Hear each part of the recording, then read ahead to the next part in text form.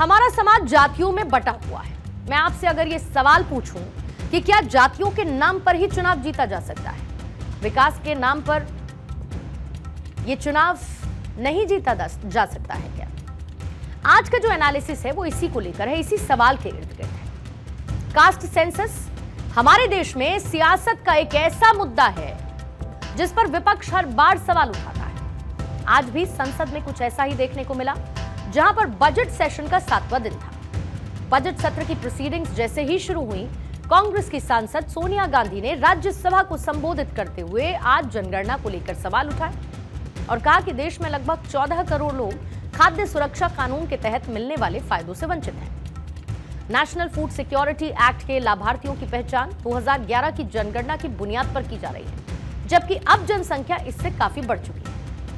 सोनिया गांधी ने यह भी दावा किया कि आजाद भारत में पहली बार ऐसा हो रहा है जो हर 10 साल में होने वाली जनगणना में 4 साल की देरी हुई, और ऐसा लगता है कि इस साल भी जनगणना नहीं होगी। For the first time in independent history, the decennial census has been delayed by more than 4 years. Originally scheduled for 2021, there is still no clarity on when the census will be conducted. The budget allocations reveal that the updated census is unlikely to be conducted this year as well. आपको याद होगा कि दिल्ली विधानसभा चुनाव से एक दिन पहले प्रधानमंत्री मोदी संसद में राष्ट्रपति के अभिभाषण पर दिए गए धन्यवाद प्रस्ताव पर बोल रहे थे। प्रधानमंत्री मोदी की 96 मिनट की स्पीच में विपक्ष के हर वार का जवाब था। लोकसभा में पीएम मोदी ने अपने तरीके से लंबी स्पीच दी। राहुल गांधी ने संविधान, बेरोजगारी, जातीय जनगणना के मुद्दे पर मोदी सरकार पर काउंटर अटैक किया, जिसके बाद पीएम मोदी ने कांग्रेस की जातिवादी राजनीति पर जमकर प्रहार भी किया। क्या एक ही समय में संसद में एससी वर्ग के एक ही परिवार के 3 सांसद कभी हुए हैं क्या? एससी वर्ग के एक ही परिवार के 3 सांसद कभी भी हुए क्या?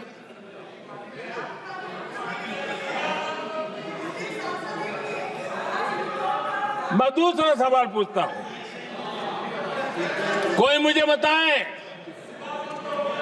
कि एक ही कालखंड में, एक ही समय में संसद में एसटी वर्ग के एक ही परिवार के 3 एमपी हुए हैं क्या? अब सबसे पहले आपको यह समझना होगा कि कांग्रेस आखिर इस जातिगत जनगणना से चाहती क्या है। इस बात को कुछ पॉइंट्स के जरिए आपको समझाने की कोशिश करती है। पहली बात यह है कि कांग्रेस आरक्षण के दायरे को अब 80% तक बढ़ाना चाहती है। यह 80% क्यों? क्योंकि हमारे देश में 80% हिंदू हैं। उनमें पिछड़े वर्ग की आबादी 55% है, दलितों की 16% है, और जो आदिवासी समुदाय है उनकी पॉपुलेशन लगभग 9% है। इनमें 15% सवर्ण और 5% अन्य आबादी है। जातीय जनगणना से सियासी परेशानी भी हो सकती है। क्या क्या खतरा हो सकता है?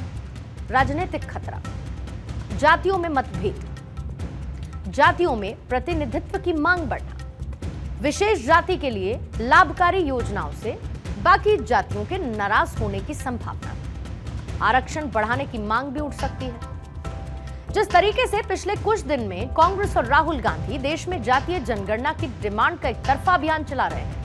राहुल हर एक मंच, हर सभा में सवाल उठाते हैं कि देश के महत्वपूर्ण मामलों का निर्णय करने वाली नीति नियंताओं में कितने ओबीसी और दलित हैं।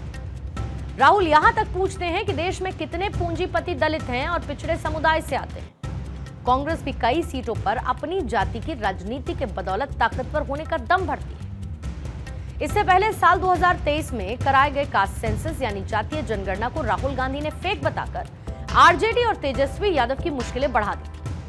कास्ट सेंसस को फेक कहकर राहुल गांधी ने अपनी फजीहत तो कराई, साथ ही एनडीए नेताओं के निशाने पर भी आ गए। देश का कोई ऐसा मंच नहीं जहां पर राहुल गांधी पहुंचते हों और जातीय जनगणना की चर्चा न करते हों। ब्रिटिश हुकूमत के वक्त देश में पहली बार 1872 में जनगणना और तब से हर 10 साल में जनगणना होती है। 1901 में जातीय जनगणना हुई तो 1646 अलग अलग जातियों की पहचान की गई। 1646 अलग अलग जातियों की पहचान।